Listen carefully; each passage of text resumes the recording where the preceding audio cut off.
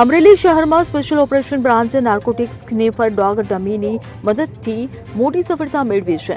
જિલ્લા પોલીસ વડા સંજય ખરાતની સૂચના હેઠળ પીઆઈ આરડી ચૌધરીની ટીમે હનુમાનપરા મેઇન રોડ પર આવેલ પાઠક સ્કૂલની બાજુમાંથી આરોપીની ધરપકડ કરી છે.